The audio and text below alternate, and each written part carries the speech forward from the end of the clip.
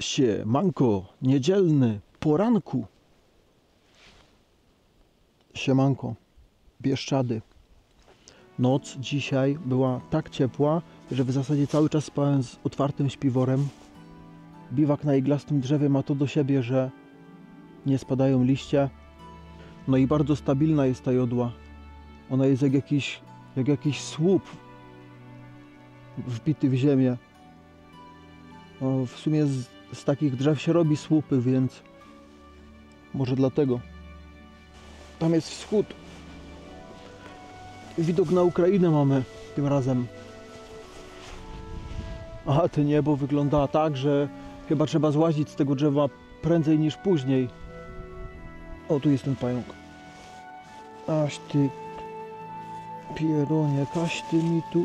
Wschód słońca dzisiaj był o godzinie 6, a przez ostatnie dni codziennie był o godzinie 7.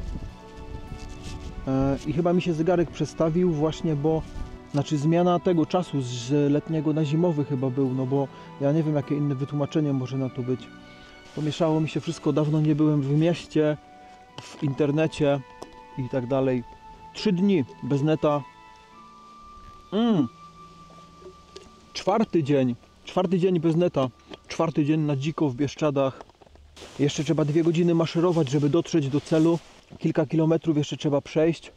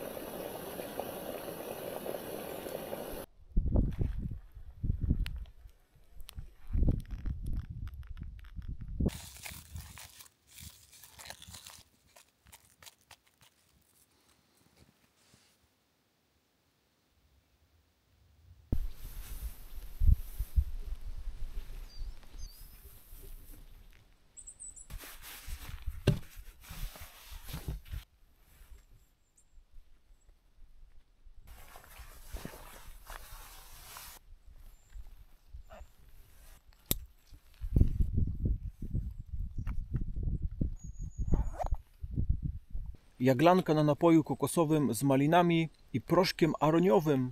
Mocno malinowe. Takie... To smakuje tak bardzo leśnie. To smakuje lasem. Naprawdę. Bardzo dobre.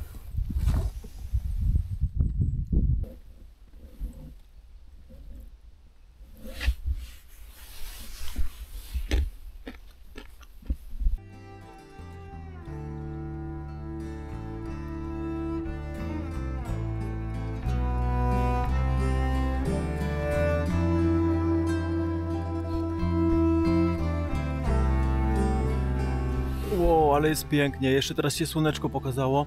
Dopiero się nie będzie chciało złazić. Posiedziałbym tu. O, jakieś szczekanie słychać.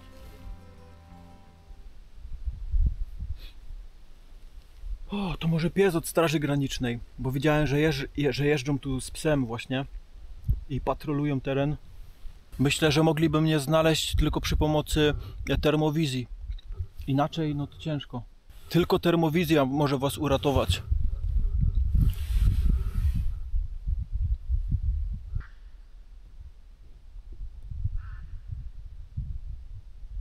Fantastyczny poranek.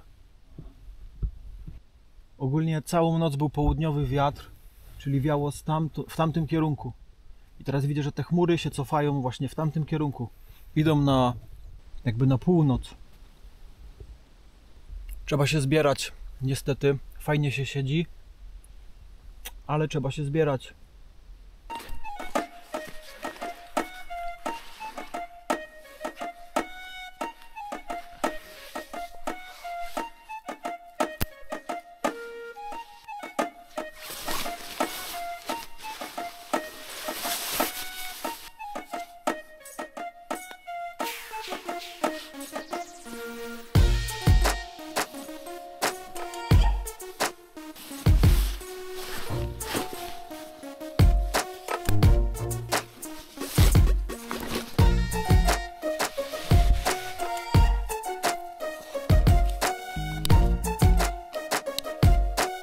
To drzewo wyjątkowo mi się trafiło.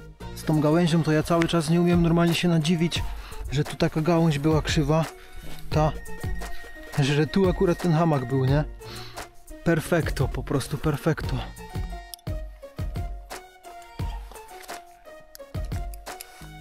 Posprzątane wszystko. A teraz schodzimy z tym.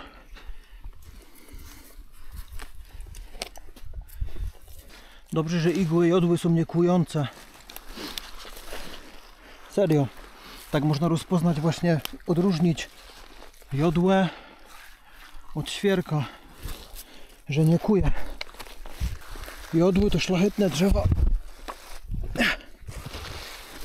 A zejście o wiele łatwiej idzie niż wejście w przypadku tego drzewa.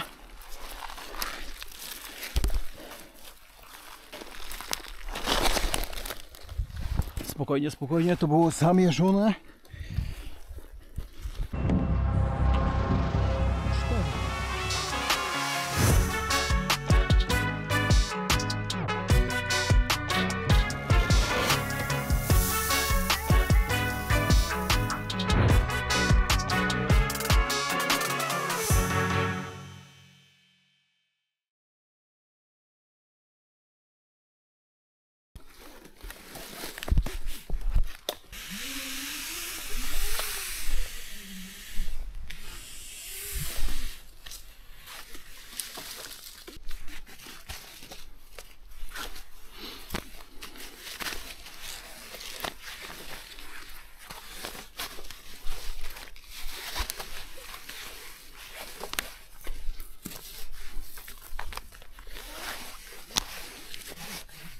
Pięknie, idealnie. Idealnie.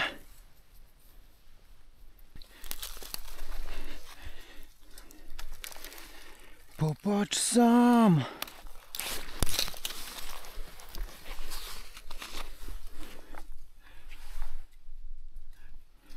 Hop, hop, hop.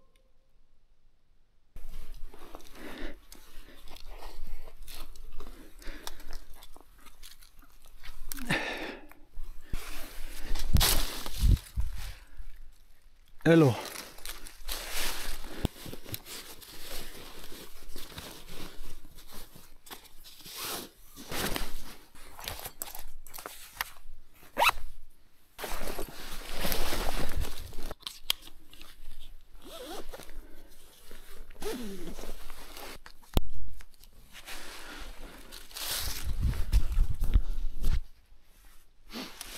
Wracamy na szlak.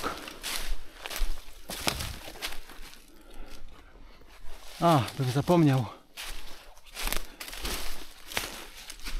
Dziękuję.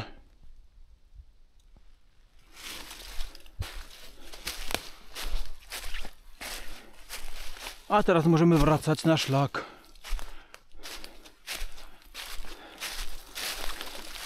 Około 700 metrów wprost. Tam trzeba iść 700 metrów i tak to będzie wyglądać. Przez te 700 metrów po drodze jakiś strumyk trzeba zahaczyć, bo susza we wszystkich butelkach.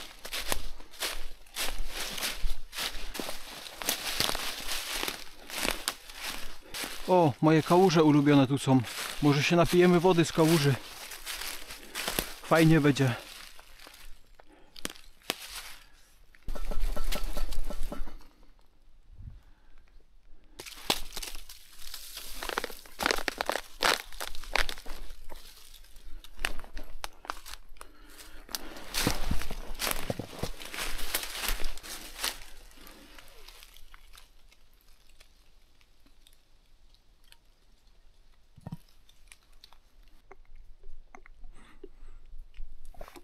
Tu pływają jakieś małe stworzonka.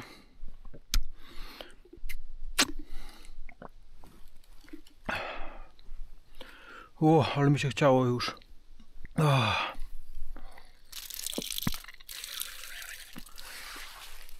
Weźmiemy później, później jeszcze.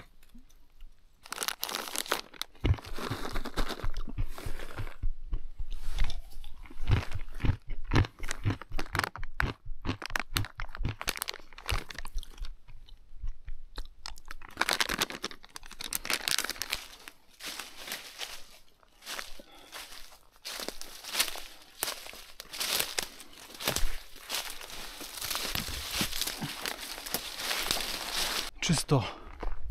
Idziemy na południe.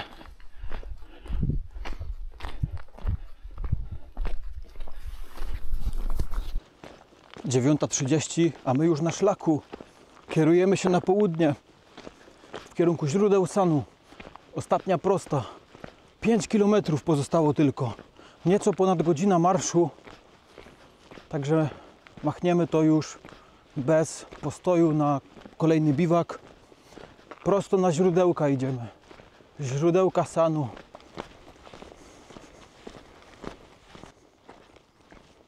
Ale fajna chata.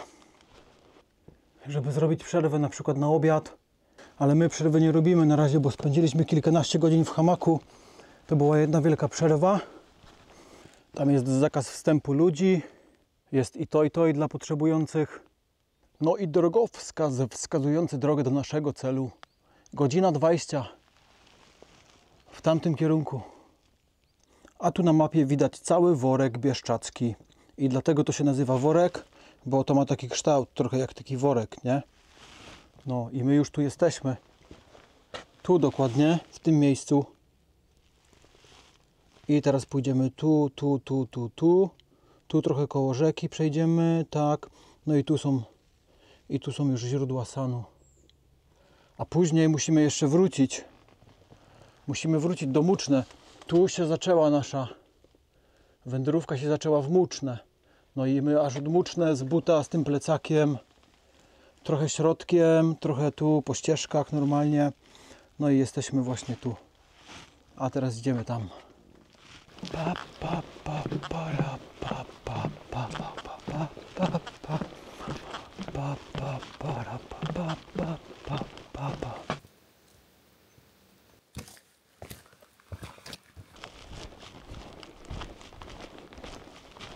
Sianki. Miejsce, podwoże i folwarku Stroińskich. Tu była kiedyś wieś.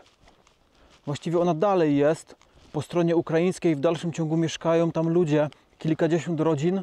A po stronie polskiej już nikt nie mieszka tu. Teraz tu jest Park Narodowy.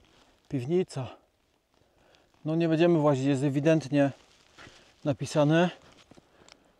Prehistoryczne schody. Ogólnie co zauważyłem, tu ten szlak, końcówka tego szlaku do źródeł Sanu jest jakby bardzo zadbana, jakby nowe chodniki są położone, nowe schody pobudowane, tak jakby żyje tu turystyka. Ej, ale tu jest fajny, kreatywny motyw fotograficzno-geodezyjny. Chodzi o to, że tu jest taki szkic tego nieistniejącego już budynku i jak się odpowiednio ustawimy, można te schody tu zauważyć, nie? Patrz na te schody tu. I można tak się ustawić, żeby tamte schody pokryły się z tymi schodami na szkicu. No i tu była taka chata kiedyś. Do II wojny światowej stała tu taka chata, a teraz jej nie ma. No i miejsce ku pamięci zostało zbudowane. Historyczne miejsce.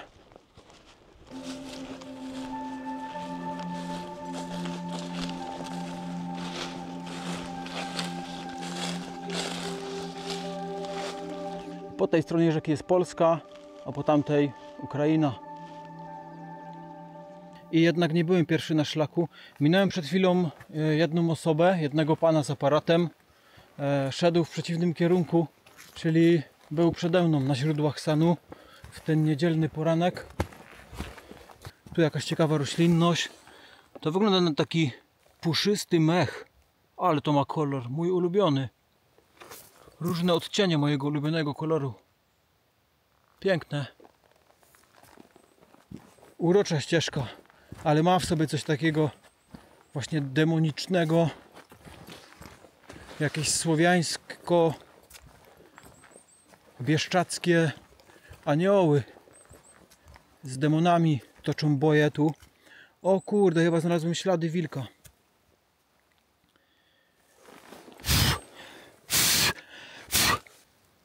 Tu, no bo co, z psami tu wstępować nie wolno. Jest zakaz wstępu z psami, więc to raczej będą ślady wilka. No chyba, że to jest pies od Straży Granicznej. Ścieżka wilków. Wilki są bardzo przebiegłe, one mają świetny węch oraz słuch. One na pewno już wiedzą, że ja tu jestem. No i na pewno mnie będą omijać teraz, bo one nie jedzą tu ludzi.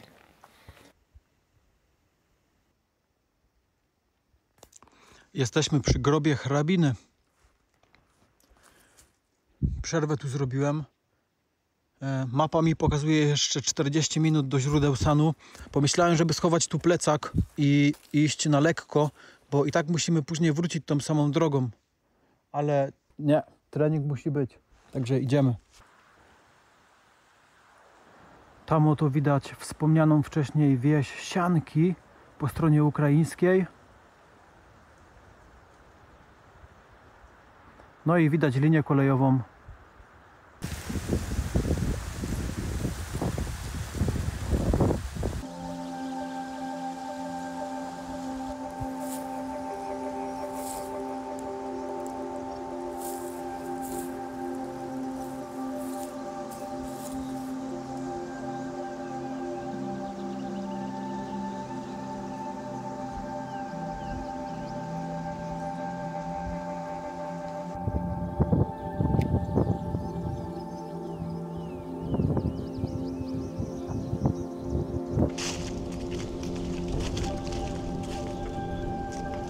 Dotarłem.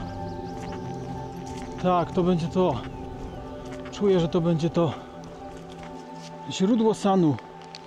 I tu w prawo. Aha. Że to niby tutaj. Źródło. No to wygląda jak taka kałuża, z której wcześniej nabieraliśmy wody. Tak wygląda źródło rzeki właśnie, że to tak po prostu sączy się woda z podziemi. Tak więc po 4 dniach wędrówki przez dzikie Bieszczady dotarłem w końcu do tej kałuży zasypanej liściami. Zadowolony jestem.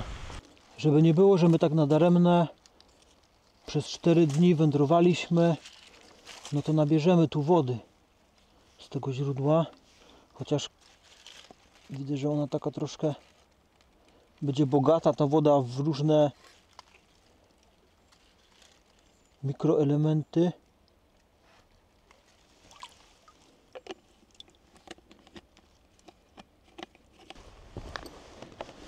Może i to źródełko nie tryska w jakiś fotogeniczny sposób wodą. No umówmy się, wygląda rzeczywiście jak kałuża. No i te miejsce, jakby nie ma tu nic ciekawego za bardzo, ale czasami nie liczy się cel, tylko droga. A to był właśnie projekt drogi do źródeł Sanu.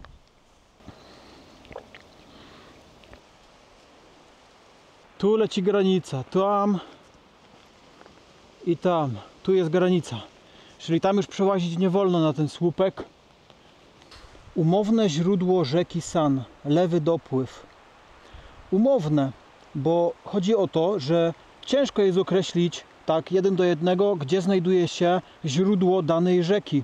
I tak na przykład często trwają spory pomiędzy ekologami, jak na przykład jest taki spór, co jest najdłuższą rzeką na świecie, czy Nil, czy Amazonka.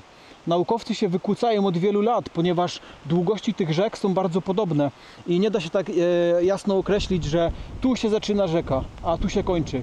Znaczy tam, gdzie się kończy, to tak, bo jest ujście do morza czy oceanu, ale z źródłem rzeki zawsze jest właśnie taki problem. I dobra, my jesteśmy w Bieszczadach, a my tu o Egipcie i Amazonii i jesteśmy teraz 886 metrów nad poziomem morza. Natomiast na ukraińskiej tablicy jest napisane, że jesteśmy 950 metrów nad poziomem morza. I z tego, co już wcześniej czytałem, to jest bardziej rzetelna informacja. Tu Polacy lepiej wiedzą, na jakiej wysokości się znajdują. A tu jest długość rzeki. 444 km ma rzeka San. Ciekawe, anielska liczba. 3 czwórki to jest anielska liczba. W wielu społecznościach i religiach 3 czwórki są traktowane jako pozytywny znak. I że ten znak wiąże się z aniołami oraz z opieką od sił wyższych. No, także nie takie straszne te Bieszczady. Znaczy, no, w staropolskich tekstach można znaleźć takie słowo jak bieszczać. i takie stwierdzenie, że świat zbieszczadział, albo że coś zbieszczadziało. I ta Bieszczadź to jest coś dzikiego, ogólnie niemiłego człowiekowi. To ma negatywny wydźwięk, takie określenie. No i Bieszczady według tamtej teorii wzięło się od słowa bieszczać, że bieszczać łez, albo świat zbieszczadział, czyli tak właśnie się pogorszył, zdziczał i ogólnie stał się nieprzyjazny. Wspaniała podróż to była, wspaniała wędrówka, dobra przygoda. Kiedyś chciałbym to powtórzyć w innym miejscu, w jeszcze bardziej dzikim miejscu. Rumunia podobno jest fajnym miejscem do takich rzeczy, bo tam normalnie można na dziko spać wszędzie. I to też są Karpaty, też są wielkie drzewa. No a w tym odcinku to powrót do Mucznego jest 23 km.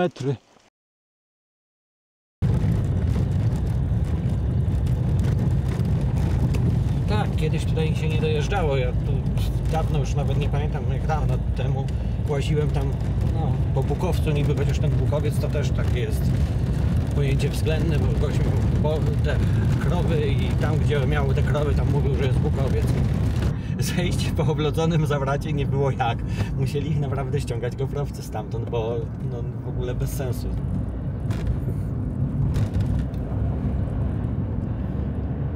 A w Tatrach to chyba Topr. Topr, tak, Toprowcy. No tak, tam jest Tatrzańskie Górnicze Pogotowie Ratunkowe, to prawda. No to widzisz, no to dzisiaj całkiem co innego. Śpiwór to wszystko pochytane tak, że mi nawet za ciepło było trochę w nocy. No tak, no teraz to śpiwory są inne. Za moich czasów to śpiwór to był taki, że w mieszkaniu go się miało i się z zębami potrafiło szczękać. O, i tu jest moje auto. Dobra, to ja tutaj spróbuję.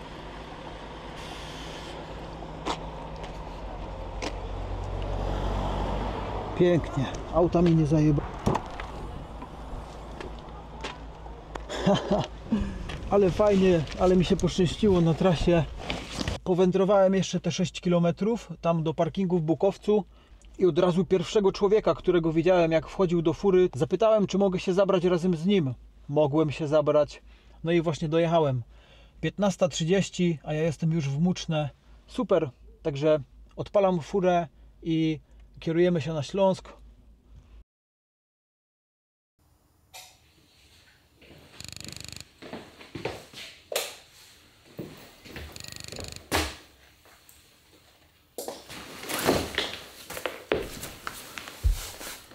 Spory miałem ten plecak. Chciałbym go teraz rozpakować i omówić oraz podsumować tak na szybko.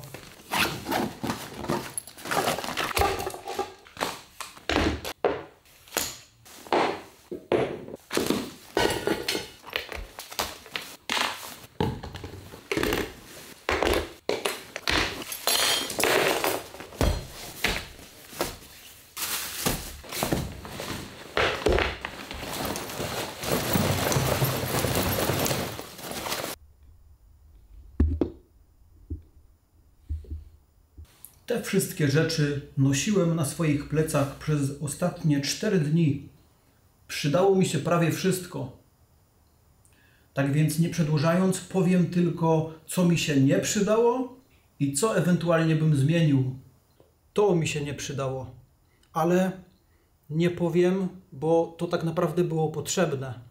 A to, że mi się to nie przydało, no to w pewnym sensie miałem szczęście, no bo gaz na niedźwiedzie na szczęście nie był potrzebny, ale dla bezpieczeństwa zabrałem go, bo niektórzy się z tego śmieją, a niektórzy mówią, że warto mieć, także zabrałem. Ręcznik z mikrofibry, taki super lekki, nie przydał mi się, ponieważ nie wykorzystałem okazji, aby się umyć i nie myłem się przez 4 dni. Mała apteczka, którą ze sobą taszczyłem, na szczęście mi się nie przydała, ale to jest coś takiego, co się zawsze nosi i zawsze się ma nadzieję, żeby się właśnie nie przydało. Ogrzewacze chemiczne to podobnie jak w przypadku apteczki, można by powiedzieć. Wodoszczelne poncho to też tak profilaktycznie warto nosić, mimo tego, że czasami się nie przydaje, tak samo jak mi się nie przydało. Hub do ładowania kamerki sportowej też się nie przydał, bo mogę normalnie wpinać kabelek tu, no i ładować normalnie prosto z tego, nie? Powerbank, kabel, kamera. Ten kartusz gazowy rzeczywiście mogłem sobie oszczędzić. On nie jest pełny, to jest trochę więcej niż połowa, ale spokojnie to mi wystarczyło na te 4 dni przygotowania posiłków. Praktycznie każdy posiłek 3 razy dziennie musiałem gotować, zagotować wodę, żeby zalać liofila. No i wodę czasami też przygotowywałem, aby była do wypicia zdatna. Tak więc tamten hub oraz to rzeczywiście było mi niepotrzebne. Mógłbym tego nie zabierać. Tyle jedzenia mi zostało. Wolałem to mieć, bo to było tak obliczone, że ja brałem pod uwagę spędzenie jeszcze jednej nocki właśnie gdzieś tam na dziko, ale nie było takiej potrzeby, no i zostało mi to jedzenie. To są wszyściusieńkie śmieci, które wygenerowałem przez te 4 dni, a to są te okulary, które znalazłem przy strumyku. W temacie prądu do moich wszystkich kamer, no to miałem trochę za dużo tego prądu, bo zabrałem 2 takie powerbanki, 30 000 mAh oraz 10 000. No i ten prawie cały się zużył, a tego nawet nie ruszyłem, więc można powiedzieć, że miałem trochę za dużo prądu. Ale kiedy zostałbym jeden dzień więcej, tak jak pierwotnie zakładałem, no to mógłby się przydać ten powerbank. W temacie mojego sprzętu wspinaczkowego oraz potrzebnych rzeczy do tego, aby spędzić noc w koronie drzewa, no to całkiem spoko to wyszło, z tym, że następnym razem na pewno zabieram więcej tego sznurka, żeby opuszczać plecak ze szczytu drzewa i żebym nie musiał właśnie kombinować takiego łączenia wszystkich taśm oraz sznurków w jeden taki długi układ, bo na to dużo czasu traciłem.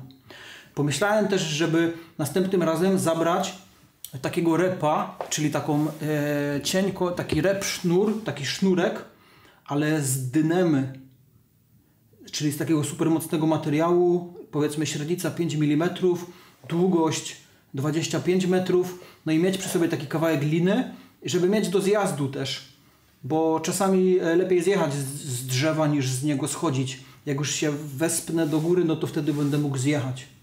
Także z takich rzeczy, które bym zmienił we wspinaczkowych, no to sznurek i ewentualnie rep do awaryjnego zjazdu z drzewa. W temacie złych wieści to zgubiłem krzesiwo w połowie wędrówki. Na szczęście miałem zdublowane źródło ognia i miałem ze sobą też zapalniczkę. No i dobrze, bo takie rzeczy warto dublować. No właśnie, a ja miałem tylko jedną latarkę ze sobą, a warto byłoby mieć 2 i następnym razem muszę zdublować też latarkę. Jakbym wiedział, że będzie tak ciepło, no to w temacie spania i komfortu termicznego zabrałbym tylko jedną podpinkę, a właściwie zabrałbym tylko poncho, wielofunkcyjne poncho, to ten taki koc, z którego mogłem zrobić też podpinkę oraz śpiwór oraz taki koc. Zabrałbym tylko to, a tej takiej podpinki, stricte podpinki to nie zabierałbym. Nie jest ciężka, ale objętościowo trochę dużo miejsca zajmuje. No ale nie wiedziałem, że będzie aż tak ciepło w końcówce października w górach, więc miałem to i to. Ten plecak spisał się bardzo dobrze. Tylko brakuje w tym plecaku takiego wbudowanego właśnie przeciwdeszczowego ochraniacza i to musiałem z innego plecaka wypróć, żeby mieć do tego plecaka. No i kiedy wciągałem to na drzewo, no to dziura mi się tu zrobiła. I do tego plecaka przydałoby się mieć takie wodoszczelne coś z jakiejś kordury albo z jakiegoś takiego mocnego materiału, który zabezpieczałby mój plecak w czasie przeciągania go przez gęste gałęzie na drzewie. To by mogło zabezpieczyć zarówno przed wilgocią, jak i te wszystkie sznurki, które się właśnie haczą o te gałęzie. Pamiętam, że dużo energii traciłem na wciąganie tego plecaka, przez to, że on nie jest przystosowany do takich alpinistycznych właśnie pomysłów. No i jeszcze następnym razem na pewno bym nie zabierał takiej butelki, tylko zabrał jeszcze jedną taką, tylko może trochę większą, bo to było bardzo niewygodne w użytkowaniu. No i mój biedny 15 Pro Max oberwało mu się w czasie wspinaczki na wielką jodłę. Muszę na niego bardziej uważać następnym razem w czasie wykonywania tych nagrań. Właśnie, a w temacie nagrań to okazało się, że 10 godzin i 20 minut nagrałem przez te 4 dni.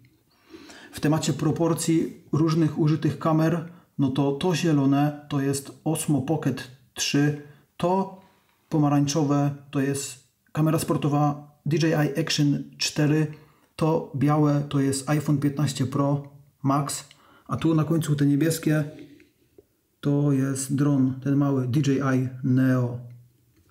Sporo jest tego materiału. Myślę, że montaż tego wszystkiego może zająć nieco ponad tydzień intensywnej pracy przy montażu. To już wszystko w tym odcinku, także dziękuję za wytrwanie do końca i pozdro.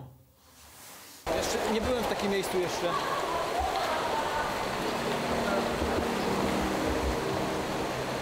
Ło, pato, ja pier...